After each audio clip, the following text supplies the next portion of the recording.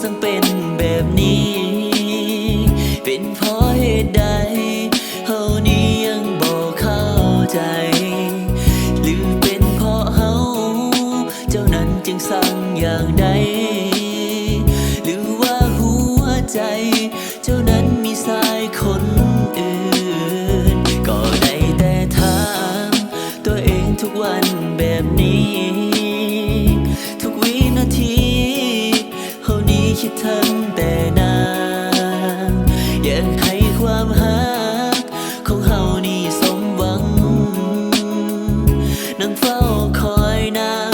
ทุกวันมีแต่ความเหงาอยากขอวอนฟ้าช่วยเปิดเส้นทางหักเฮาอยู่อย่างเหงาเศร้านั่งอยู่คนเดียวทุกที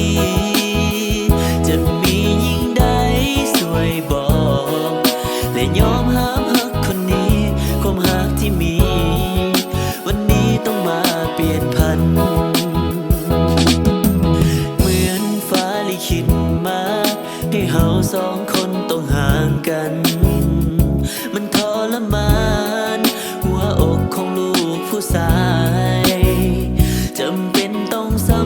ำต้องเจ็บปวดหัวใจจะมีผู้ใดนั้นมาเข้าใจหากเฮามีไผช่วยอธิบาย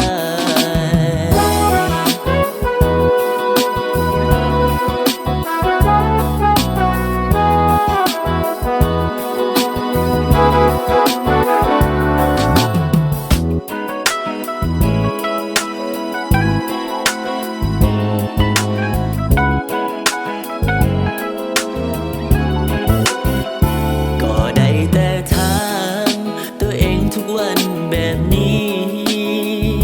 ทุกวินาทีเฮานี้คิดถึงแต่นางอยากให้ความหักของเฮานี่สมหวังนั่งเฝ้าคอยนางทุกวันมีแต่ความเหงาอยากขอวอนฟ้าช่วยเปิดเส้นทางหักเฮาอยู่อย่างเหงาเศร้านั่งอยู่คนเดียวทุกทีจะมียิ่งใดช่วยบอกและยอมห้ามหักคนนี้ความหักที่มีวันนี้ต้องมาเปลี่ยนพันอยากขอวอนฟ้าช่วยเปิดเส้นทางหักเฮาอยู่อย่างเหงาเศร้า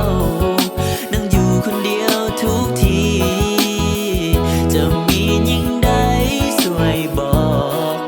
และยอมห้ามหักคนนี้ความหักที่มีวันนี้ต้องมาเปลี่ยนพันโอ้ความหักสั่งเหมือนนิยายเขาต้องเจ็บไปทั้งเมื่อใดอยากเปิดเผยความในใจและความรู้สึกสุดท้ายใครน้อช่วยอธิบาย